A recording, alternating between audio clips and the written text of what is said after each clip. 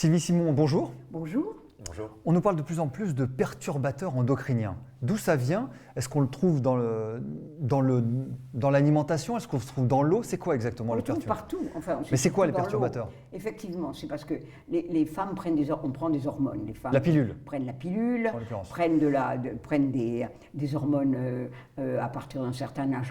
Les hormones de substitution, ouais. Traitement hormonal de ça s'est substitution. calmé quand même un peu. Bon, il y a des hormones partout. Et quand vous achetez des poulets de batterie, ils sont bourrés d'hormones. Vous achetez du bœuf de batterie, il est bourré d'hormones parce que ça les fait grossir. De nouveau, ça rentabilise. C'est plus rentable, oui, bien sûr. Et donc, c'est complètement ridicule. Mais ça se répand partout. Et ces gens-là, moi je connais des femmes qui vous disent « Oui, là j'avais des hormones, mais je les ai jetées à la poubelle parce que je les ai mises dans les petits coins. » Vous les mettez dans les petits coins, vous videz, ça part dans l'eau. Et ça reste dans l'eau après. Même si elle est filtrée, il en reste. Donc nous avalons des hormones à longueur d'année. Il y en a tant que ça dans l'eau? Parce que ça paraît être infinitésimal et c'est énorme. Aujourd'hui dans l'eau, il y en a beaucoup. C'est énorme, c'est énorme. On a parlé il n'y a pas si longtemps de la féminisation des poissons de la Tamise. Exactement. Je ne sais pas si vous vous souvenez de ça. Mais il y a aussi la féminisation des hommes. Les hommes ont beaucoup moins de spermatozoïdes qu'autrefois, qui sont beaucoup moins actifs. C'est pour ça qu'on vous dit il y a beaucoup de couples maintenant qui ne peuvent plus avoir d'enfants. D'infertilité, oui. Donc à cause de ça serait les hormones dans l'eau. Oui, oui. Ouais. D'accord. Exactement. Et il y a des petites Il n'y a pas que le Wi-Fi. Il Il n'y a pas que le Wi-Fi. Et maintenant, la puberté arrive beaucoup plus tôt. Vous avez des petites filles de 7 ans qui sont pubères. Ça n'existait pas autrefois. Il fallait attendre d'avoir 12 ans, 13 ans, 14 ans, suivant les cas. C'est tout. Donc, il y a un changement dans la population qui fait que les hommes sont stériles. Ou infertiles, pour le moins. Enfin, infertiles. Infertiles. Ouais. Oui, ils sont stériles. Ben oui, ça revient au même. Non, oui. Enfin, ça ne veut pas dire qu'ils ne peuvent pas. Ouais. Bon, mais non, je ne veux pas dire impuissant. effectivement, ils ne peuvent pas avoir d'enfants. Parce que justement, on a stérilisé tout ça à cause de ce système d'hormones. C'est très grave de jouer avec les hormones de nouveau. Parce que ça entraîne des quantités de pathologies. Et les gens sont de plus en plus malades. Les filles ont donc des manifestations de puberté très jeunes, les garçons aussi du reste. Bon, ce qui ne veut pas dire qu'ils pourront avoir justement des enfants. Et ça crée cette espèce de manque de choses. C'est pour ça que maintenant, on a trouvé la solution. On fait des bébés éprouvettes, parce que ça remplace les gens qui ne peuvent pas en avoir normalement. Pourquoi pas prendre des hormones masculines pour compenser un petit peu et en mettre un peu dans l'eau? On va en arriver à ce à quoi on arrive pour les vaches. N'oubliez pas que les vaches, maintenant, ne voient jamais un taureau. Ouais. Les vaches sont inséminées naturellement. Sont inséminées artificiellement. Ouais. Et elles n'ont même pas, les pauvres, on leur coupe les cornes, on leur fait des misères de tous les côtés, on les bourre d'hormones et tout. Et en plus, elles n'ont même pas la joie de voir un taureau de temps en temps. Vous vous rendez compte, c'est par stérilisation, etc. Eh bien, on va faire la même chose pour les hommes dans quelques temps. Vous savez, à Rouel, on l'a dépassé depuis longtemps. Alors, ces perturbateurs endocriniens se retrouvent dans l'eau du robinet en général, parce que malgré les systèmes d'épuration, les grosses usines d'épuration et les systèmes de filtrage, il y a plein de molécules, plein de petites molécules qui sont quand même véhiculées dans l'eau. Qui sont résistantes et qui ne sont pas filtrées. Donc ça veut dire que ça serait impossible de les filtrer ou ça serait compliqué seulement de les filtrer? Ce serait peut-être onéreux. On n'a pas trouvé le système de filtration parfait. Il y en a partout. Donc il y a une impuissance par rapport à ça. Oui, alors on essaie d'en enlever un peu, mais il en reste toujours beaucoup. Et quelles sont les conséquences en fait? Parce que bon, il y a la conséquence féminisation, stérilisation, plus stérile, etc. Mais est-ce qu'il y a d'autres conséquences et est-ce qu'on peut lutter contre ces conséquences-là? Et ben on peut lutter en ne mangeant plus de produits comme ça, en buvant pas l'eau du robinet si on peut, ou l'eau du robinet qui est transformée par osmose inverse ou par des filtres. Bon, mais tout ça, ça coûte très très cher. Vous comprenez, si on voulait filtrer. Mais c'est vrai qu'un appareillage d'osmose inverse, il faut compter à peu près 300 €. Si je ne me trompe pas, c'est à peu près 300 à 400 € pour un appareil d'osmose inversée. Minimum. Oui, minimum. Plus de 1 000 €. Ouais. Ah oui, carrément. Vous n'êtes pas fait arnaquer? Vous n'êtes pas fait arnaquer? Oui, bon, on économise quand même, parce que quand on finit par voir ce qu'on dépense en bouteilles fermées, avec de nouveau encore du bisphénol, la bouteille en plastique, qui n'est pas, il y a aussi des dangers. On vit très dangereusement. Moi, je pense que l'homme actuel a une résistance qu'il n'avait pas, mais qu'il a acquise peu à peu. Vous voyez, ça, c'est l'immunité naturelle.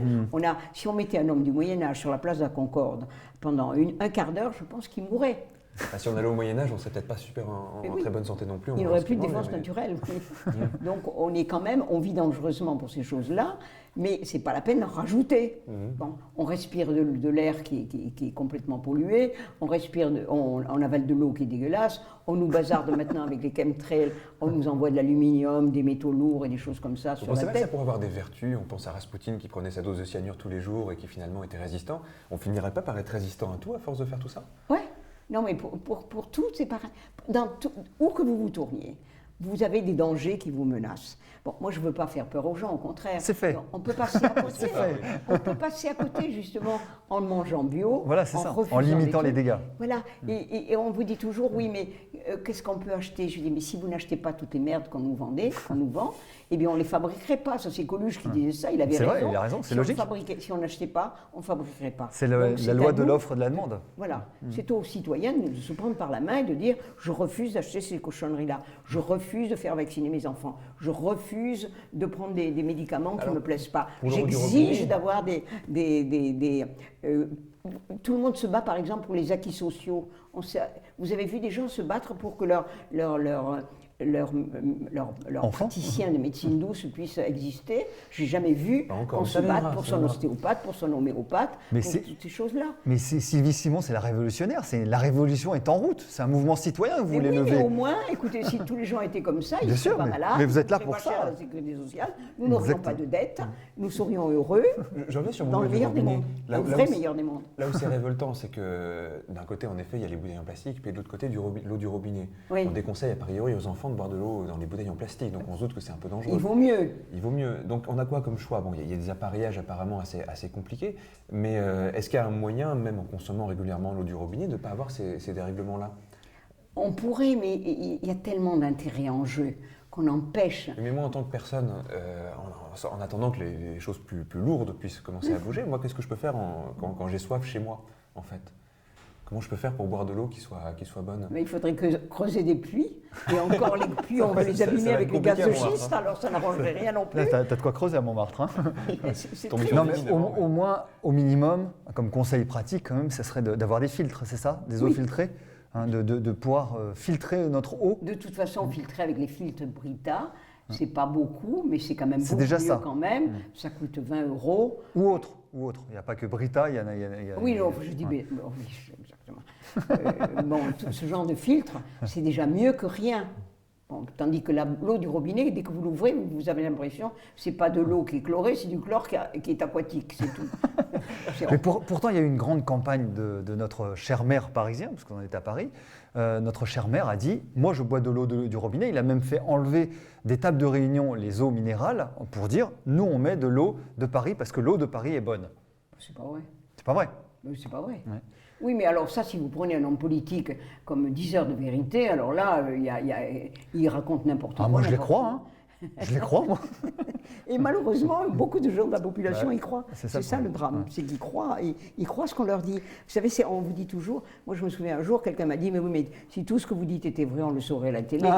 Ça, c'est vrai. Je dis, non, mais vous foutez du monde ou pas? À la télé, ils ont l'ordre de ne pas dire les choses, ils savent très bien, ils sont à la botte de tous les hommes politiques, ils sont eux-mêmes à la botte des laboratoires, et les laboratoires pharmaceutiques sont beaucoup plus importants que les lobbies des armes.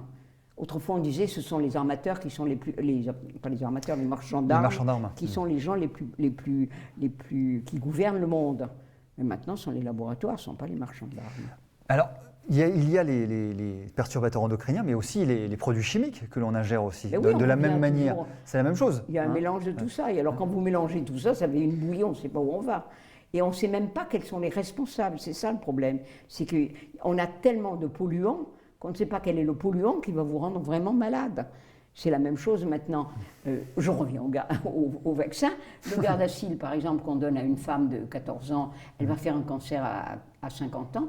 On ne saura pas. On ne fera pas le lien de cause à effet. Impossible de Et on savoir ne fait qu'est-ce qui pas se le passe lien. vraiment. Ouais. Chaque fois, on ne fait pas le lien parce que c'est trop vieux. Parce que Il faut attendre une épidémiologie sur plusieurs dizaines d'années, c'est ça? Oui, pour mais pouvoir avoir une. on ne fait déjà pas le lien quand c'est immédiat. Il y a eu comme ça, je prends un exemple qui parle beaucoup, mais il a été renouvelé. Il y a une fille en Angleterre qui a été vaccinée à 2 h de l'après-midi avec le Gardasil. Et dès qu'elle est sortie de l'endroit à l'école où elle était, elle a eu comme des vapeurs. Elle était avec une amie qui l'a fait allonger dans le couloir et elle est partie dans le coma. Elle est morte dans la nuit. Bon. Il y a eu une autopsie et vous savez de quoi elle est morte officiellement? Elle est morte d'un cancer fulgurant du sein à 14 ans. Moi, des cancers du sein à 14 ans, j'en connais pas. Des cancers fulgurants en quelques heures. En quelques heures. En plus, cette fille était championne de volley-ball ou de je sais pas quoi dans son école. C'était une fille en parfait état, en parfaite santé. C'était pas une femme malade. Bon. Il faut arrêter de dire n'importe quoi. Et les gens, on l'a pris comme ça. Et les parents n'ont que leurs yeux pour pleurer. Bon, et ça arrive sans arrêt, sans arrêt, sans arrêt. Bon, j'ai sans arrêt des témoignages de gens qui ont été vaccinés, qui sont sur des chaises roulantes, et on vous dit, vous ne pouvez pas faire la preuve. Vous avez des états d'âme qui font que vous êtes malade, ça se passe dans votre tête. Ouais. On les envoie voir des psychiatres qui leur disent... Ou pire, des hypnothérapeutes. Pire. Ben, exactement. C'est terrible, ça. Et donc, les gens sont complètement désarmés. Ils ne savent pas quoi faire. C'est là qu'il faut... Moi, je trouve que la meilleure arme, c'est ce que disait Lucie Aubrac, elle avait raison, c'est l'information. Quand on est informé, à ce moment-là, on a le choix. Moi, quand des gens me disent, moi, je préfère manger de l'aspartame, ça me fait plaisir, et bouffer des hormones, je leur dis, mais bouffez, c'est votre problème. Mais ils sont informés. Bien, hein. Au moins, ils sont informés. Mais vous êtes informés. Ouais. Mais les pauvres gens qui me disent « Ah, si j'avais su, je suis coupable parce que j'ai fait vacciner ma fille », ils ne sont pas coupables, ils ne savaient pas. C'est pour ça que le plus important, c'est d'informer, de faire ce que vous faites, ce que je fais, ce qu'on fait tous, pour essayer que l'information passe. Et puis un jour, cette information va être tellement importante que ça va faire basculer la mentalité des gens qui vont se dire « Bon, maintenant, on en a ras-le-bol ». C'est comme ça que je voulais appeler la ça. Ras-le-bol. Il y a eu beaucoup de livres qui s'appellent « Ras-le-bol », malheureusement. Et on en a ras-le-bol de tout ça. Et on veut arrêter et descendre dans la rue et ayez le courage de dire non. Et les gens n'osent pas, parce qu'ils vous disent, oui, mais quand vous êtes devant un grand médecin, un grand professeur, je dis, de toute façon, je n'ai jamais rencontré un petit professeur jusqu'à maintenant. Hein. C'est vrai, ils me disent toujours, je suis un grand professeur. Bon, arrêtez d'être impressionné par ces gens-là, parce que très souvent, ils ont encore plus la trouille que vous ne l'avez vous-même. Surtout parce qu'ils ne le savent pas. Donc, la peur doit générer non pas de la tétanie, mais au contraire un mouvement citoyen et de la... Absolument. Un mouvement citoyen, ça fait un peu politique quand même. Hein. Enfin, en tout cas, un mouvement de masse qui permet au moins d'accéder à cette information, d'aller sur votre blog, d'aller sur notre télé et d'écouter et d'entendre et de diffuser l'information. Absolument.